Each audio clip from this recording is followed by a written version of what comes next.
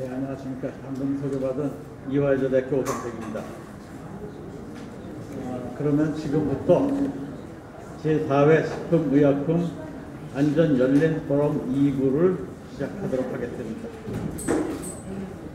2부 진행 순서는 먼저 주제 발표를 하고, 그리고 칼로리 코드라는 스마트폰 앱 소개가 있겠습니다.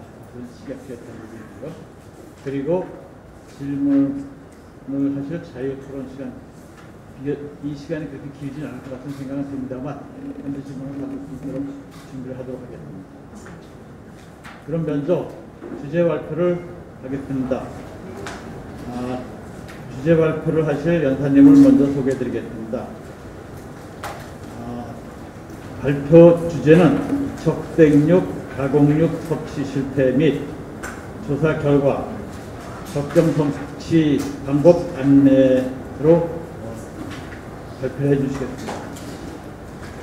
발표 연사는 서울대학교 이정훈 교수님. 이정훈 교수님 간단히 소개해 드리겠습니다.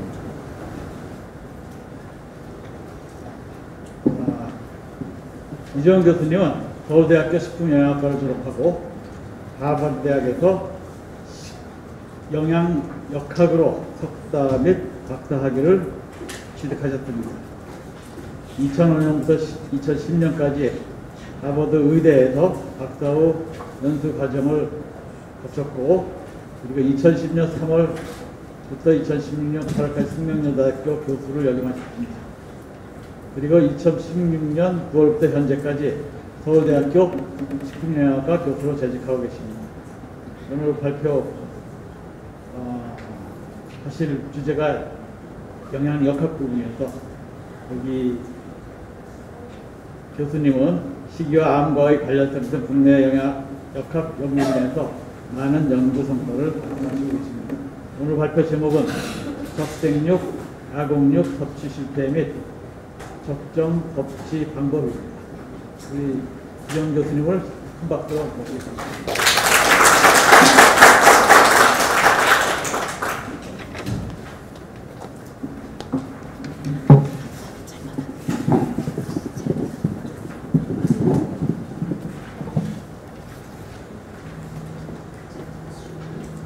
네, 안녕하세요. 오상록 교수님 감사합니다.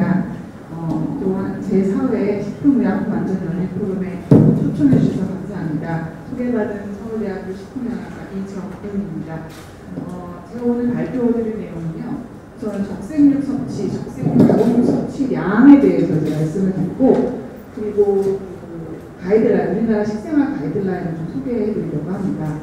우선 이 배경을 말씀드리자면 2015년 10월에 IARC라고 세계보건기구 산하 국제암연구소라고 있습니다. 약자로는 IARC라고 그러는데요.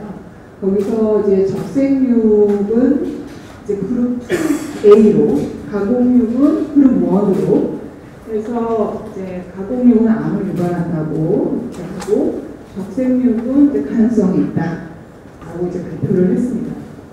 그래서 이제 식약처에서 그 사안에 대해서 발표하시면서 우리나라 섭취량이, 우리나라 국민들 섭취량이 어느 정도다 이렇게 말씀해 주셨어요. 그때 그 발표하실 때 뭘 발표해 주셨냐면은 우리나라 국민들 평균 섭취량을 말씀해 주셨어요. 네, 평균 섭취량을 말씀해 주셨는데, 그래서 그 실제로 그 평균 섭취량을 말씀하셨을 때 자료를 보면 이제 분포는 있지가 않습니다. 분포는. 근데 어떤 섭취량을 얘기할 때 실제로 그 평균값이나 중앙값으로 대표값을 얘기하기도 하지만 또 분포가 또 중요하거든요. 분산이라든지 표준 편차라든지 해서 이제 그런 부분이 이제 빠진 겁니다. 그 이유에 대해서 이제 말씀드릴게요. 그래서 IARC가 실제로 발표를 했을 때 질적 연구를 주로 근간으로 해가지고 실제로 그 퍼센트나 이런 위험률을 얘기하긴 했지만 그거는 하나의 페이퍼에서 나온 메타 분석에 의한 얘기를 예로 들면서 얘기를 했고요.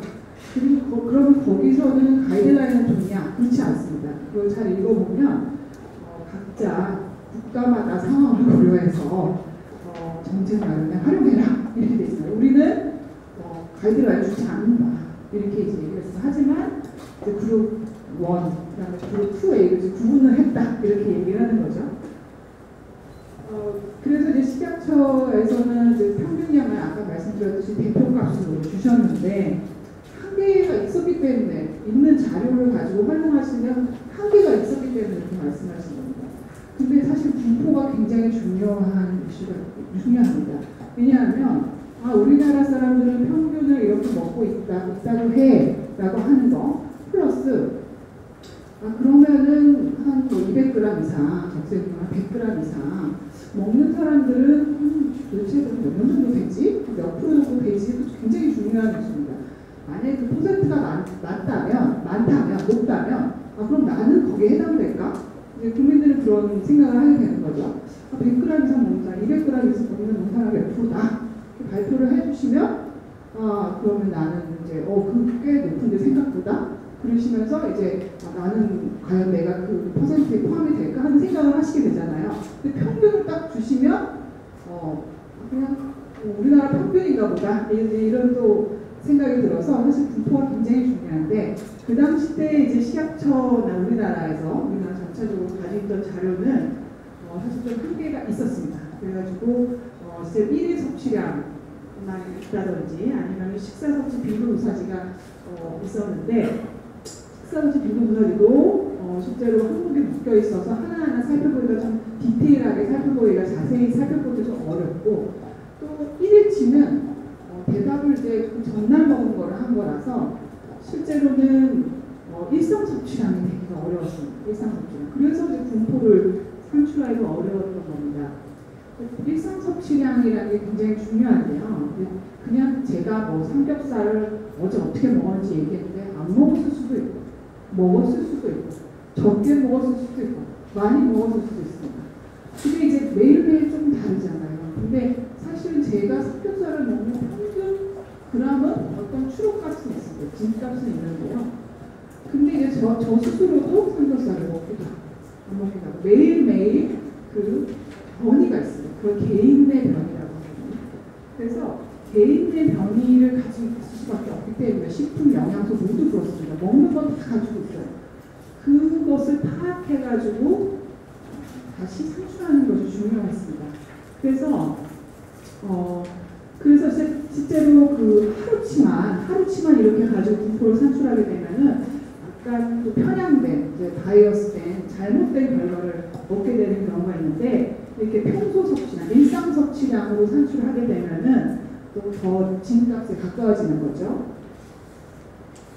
그래서 식약처에서 지난 이제 2년 반 정도 되는 기간 동안에 이제 연구를 수행하셔서 이 분포도 주자. 분포를 줘야 된다. 굉장히 중요한 이슈잖아요. 그래서 그 일을 이제 하셨고요. 그래서 이제 저희 몇 명 연구진들이 같이 식약처와 함께 그 일상 섭취량을 산출하는 방법을 보완을 했습니다. 그래서 실제로는 하루치밖에 없어서 평균값으로밖에 못 드렸던 거를 이번에는 그 보완한 방법을 이용해가지고 개인의 변이를 고려해서 다시 일상 섭취량을 산출하게 된 것입니다. 그러면 여러분들한테 분포를 드릴 수가 있는 거예요. 얼마 이상 먹는 사람은 몇 프로다. 이런 값을 드릴 수가 있는 겁니다. 우선은 그래서 이제 결과를 보여드리면 적생 평균 일상 섭취량입니다. 이거는 일상 섭취량 방법을 보완한 그 일상 섭취량 방법을 적용한 것이고요. 그렇게 봤을 때 실제로 전체고, 이건 전체 값이고요. 2012년부터 저희가 계산을 쭉 했습니다. 또 남자분, 이제 여자의 섭취량입니다. 예상하셨듯이 남성분들 섭취량이 높으시고요. 그리고 이제 증가하는 추세입니다. 실제로도 증가하는 추세임이 나타났고요. 그래서 전체적으로는 69.5g per day입니다. 하루에 69.5g 정도 평균값을 드시고 계셨어요. 2016년에 가장 최근 지금 데이터입니다. 그리고 가공육은 보시면 이 그래프 자체는 다 여기서 이제 좀 짧잖아요. 그래서 좀 엎치락뒤치락 하지만 2020년보다는 이제 높게 먹고 있어서 이건 추이를 계속 봐야 되는 데서 또 옛날보다는 더 먹고 있긴 하고 있는데 13, 14, 15, 16은 조금 비슷한 가격으로 지금 여성분들이 조금 더 오래 2016년에 드시는 걸 나타냈습니다. 총 가공육의 일상 섭취량은 10.3g이면서 굉장히 적은 양이긴 합니다. 외국에 비하면은 요걸 이제 합쳐보기로 했습니다. 합쳐서도 관심 있으시기 때문에 합쳤을 때는 79.8g. 근데 역시 적색육이 증가하는 추세이기 때문에 이렇게 증가하고 남성분들도 증가하고 여성분들도 증가하고 합쳤을 때 이게 이제 평균값입니다.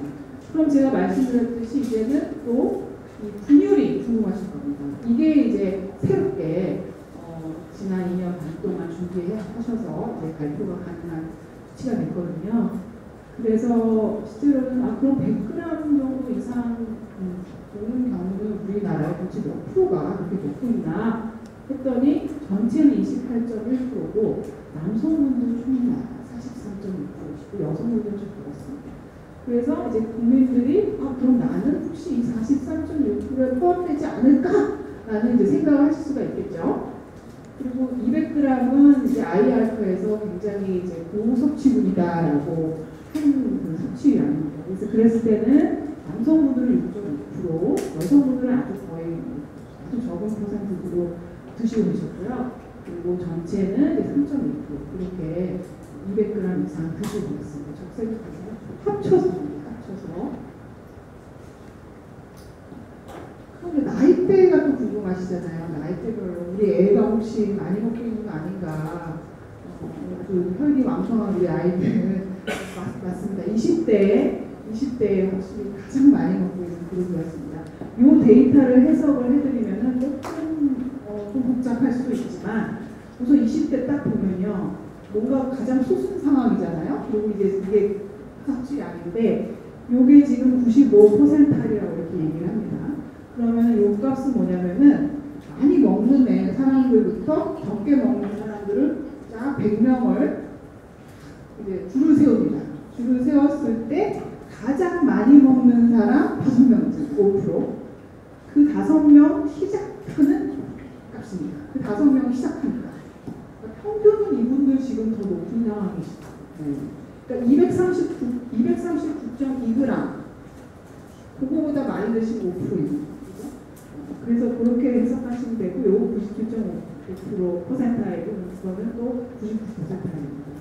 반면에 이 70세 이상 보면은 지금 50한 3.9g 정도에서부터 이미 앞에 5%밖에 탑 5%가 이제 5%부터 시작하는 상황이라서 굉장히 지금 나이대별로 차이가 납니다. 그래서 이렇게 분포를 산출할 수 있었다는 거죠. 일상 섭취량이 산출이 가능해지면서. 그러면 또 평균을 한번 볼까요? 요거는 평균인데요. 저희가 이제 가이드라인 얘기를 하면서 이게 또 중요한 부분일 것 같습니다. 정말 영어로 하면 one fits all 이런 말 하는데 하나를 가지고 모든 데 적용하는 건 사실은 문제가 있다 이런 이제 얘기잖아요. 근데 사실은 저희도 그럴 수가 있습니다. 그래서 특히 이 나이 드신 분들은 굉장히 적게 드시고 계셨어요.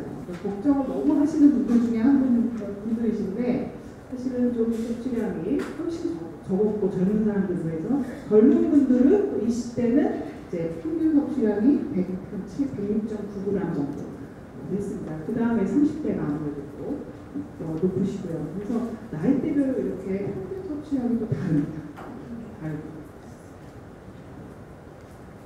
그렇게 했을 때 우리나라 섭취 수준은 적색육 가공육 합쳤을 때는 하루 79.8g인데 지금 이제 미국의 어떤 재단, 암연구재단에서 얘기하는 거가 보통 일주일에 한 700g 정도 미만으로 먹어라 이렇게 얘기하거든요. 근데 이제 섭취량을 제한하는 정도 수준입니다. 그렇게 했을 때보다는 적다. 그리고 가공육 섭취량 아무래도 선진국과 외국에 비하면은 훨씬 적은 상황입니다. 하지만 이제 증가 추세이기 때문에 특히 젊은 사람들이 또 종종 제일 많이 드시고 계시잖아요. 그래서 확실히 좀 지켜봐야 되는 상황. 추이를 계속 한번 계산을 계속 하셔야 된다고 생각을 하고 다음 제 발표 다음에 지금 준비되어 있는 이제 적색육 섭취량 산출 어플리케이션을 시각처가 가지고 계세요. 칼로리 푸디는 옛날부터 만드셨고 거기다 지금 적색육, 가공육, 섭취량을 이제 만드신 거라서 사실은 이게 퍼블릭 헬스 메시지도 굉장히 중요하지만 개인이 도대체 내가 어떻게 살아야 되느냐 이게 국민들은 이제 궁금하거든요. 그러면 개인이 한번 자기가 먹는 값을 좀 봐야 됩니다. 네. 그럼 보는 게 좋겠죠. 그래서 실제로는 100g에 200g 뭐 산이지 뭐 50g도 안 되는 거지. 특히 그 노인분들도 그렇고요. 나이 있으신 분들도 그렇고 젊은 분들도 그렇고 그래서 이게 산출을 하는 데 있어서 옛날에 한 영양사가 물어봐가지고 어제 뭘 드셨어요? 굉장히 트레이닝된 사람도 필요하거든요. 그렇게 하다든지 다 적어오면 영양사가 계산해서 준다든지 이제 이런 시대였는데 지금은 스마트폰이 생기면서 본인이 스스로 알아서 이제 계산을 할 수가 있게 된 거죠. 그래서 식약처도 이제 어플리케이션을 만드셨기 때문에 지금 적색육, 가공육 딱 특이적으로 만드셨기 때문에 한 사용을 하시는 것도 좋을 것 같아요. 그 외에도 어플리케이션들이 있지만 서로 이제 좀 보시고 내가 좀 많이 먹나? 적게 먹나? 이런 걸 좀 확인을 하시는 게 좋겠어요. 개인 단위로요. 그리고 저희가 적색육, 가공육을 많이 드시는 분들이 어떤 특성을 가지고 있는지를 또 봤습니다. 그러니 확실히 남성분들이 이제 많았잖아요. 그리고 끼니별로는 적색육, 가공육을 저녁으로 드시는 분들이 높으시더라고요. 그리고 많이 드시는 분들이 아무래도 붓기를 하시더라고요. 붓기 비율이 높았습니다. 네. 그리고 음주량이 많았습니다. 이게 그러니까 다 같이 가니까 이게 같이 저희가 이제 이렇게 가이드라인이 나가는 겁니다. 네. 음주, 고기 먹을 때 술 같이 먹지 말고 채소도 같이 먹고 또 과일류도 적으시고 채소류도 조금 좀 낮으셨는데 좀 이제 아주 잘 과일 먹는 거 심하진 않았고 확실히 음주, 음료수 비율이 높았습니다. 그러니까 고기 많이 드시는 분들의 어떤 식행태도 아주 건강한 식행태라고 하기 어려운 상황이어서 물론 이제 평균적으로 그렇습니다. 다른 안 그래 그러실 수도 있죠. 개인별로 좀 차이가 있지만 그리고 저희 국민들 섭취하시는 거 봤을 때는 이제 그런 형태가 보였습니다. 그래서 실제로는 이제 올바른 식습관을 하는 것이 굉장히 중요한데요. 그래서 이게 무슨 하나의 음식이나만 가지고 이렇게 강조를 할 수 있는 부분이 아닙니다. 식습관 개선이라는 건, 식습관의 가이드라인이라는 거는. 그래서 이제 그런 부분들이 많은 연구와 학회라든지 정부에서 제시를 계속 하고 있고요. 이게 우리나라만 그런 게 아니고 외국도 그렇습니다. 외국도 하나의 그 음식을 가지고 이래라 저래라 이렇게 안 하고요. 건강한 식습관을 가져라. 건강한 식습관이란 무엇인가 하고 리스트가 되어 있는데요. 거기에는 다양하게 먹고 단백질도 하나만 가지고 이렇게 먹지 말고 가금류, 그다음 두부, 콩류, 그다음에 유류, 적색류 포함해가지고 다양하게 단백질을 섭취해라. 그렇게 제안을 하고 있어요. 그리고 실제로 요즘 연구 트렌드 자체가 하나의 식품을 가지고 이렇게 보는 거기보다는 실제로 저희도 뭐 했지만 다양성이 실제로 건강에 어떤 영향을 미치는지 어떤 건강한 식습관 패턴 저희는 이제 식생활 식습관 패턴이라고 얘기해요. 그 식습관 패턴이 실제로 이 암이나 아니면 사망까지 어떤 영향을 미치는지 연구가 지금 굉장히 활발하게 이루어지고 있어요. 그래서 실제로 뭐 외국도 그렇고요. 우리나라도 지금 보여드릴 텐데 우리나라도 그렇고 건강한 식습관을 가지는 거에 대해서 얘기하고 그 식습관이 무엇인지에 대해서 나열을 하는 상황입니다.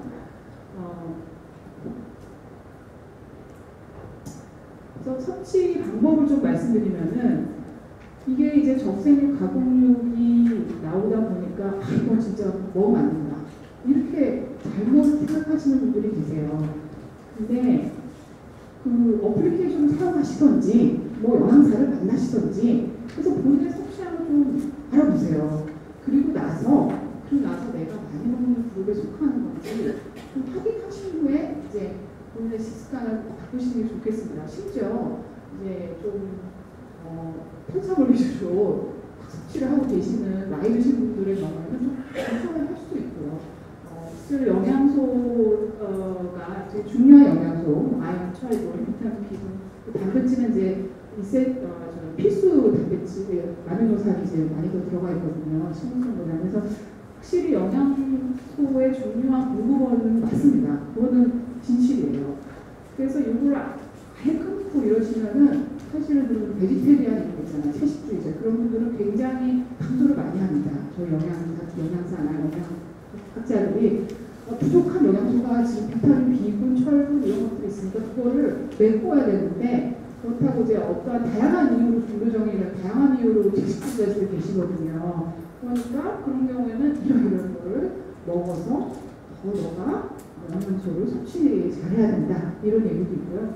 그리고 적색육을 굉장히 적게 드시는 분과 그냥 어느 정도 평범하게 드시는 분을 비교했을 때 적색육을 굉장히 적게 드시는 분들의 경우 영양소 섭취 기준에 못 미치는 확률이 높은 걸로 나왔어요. 어찌 보면 당연한 결과이긴 한데요. 그래서 실제로는 이제 강조를 좀 해야 되는 게 다양한 단백질 근원으로부터 식사를 하시고요. 사실 학문적으로도 봐도 연구를 봐도 다양하게 드시는 분들이 질환의 위험성이 낮은 거를 좀 자꾸 나오고 있습니다. 그리고 미국도 그렇고 뭐 저희도 그렇고요. 다양하게 먹어라 이런 메시지를 좀 더 강조하는 분위기예요. 그래서 이제 그렇게 가고 또 적색육을 먹을 때는 가오육을 먹을 때는 이제 구워 먹기보다는 아무래도 발암물질들이 발생을 하거든요. 특히 숯불은 발암물질이 발생 많이 합니다. 네. 그래서 이제 끓여 먹거나 삶아 먹으라 하고 탄 부분은 빼서 드시고요. 잘라서 드시고 같이 이제 저희 음주를 많이 하잖아요. 그래서 음주량 줄이시고요.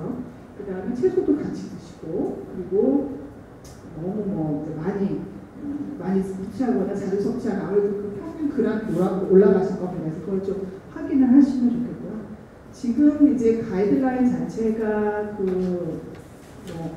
이렇게 나이대별로 이렇게 되어 있지는 않지만 지금 이제 식습관이 형성되는 어린이 청소년의 경우 좀 많이 먹을 수도 있기 때문에 좀 살펴보시는 것이 또 중요하겠습니다. 또 노인분들 경우에도 실제로 다양한 단백질 공급원으로 단백질을 부족하지 않게 섭취하는 것이 좋겠습니다. 한국의 영양소 섭취 기준이 있습니다. 그래서 인터넷 치시면 다 나와 있어서 실제로 이제 칼로리 코드나 이렇게 보시고 내가 단백질 그램을 어느 정도 섭취해야 되나 여성의 경우에는 나이 드신 분들은 한 45g 먹어야 되는데 나는 지금 계산을 하니까 너무 적은데 이러시면 조금 더 단백질 공급원의 식품을 드셔야 하는 상황입니다.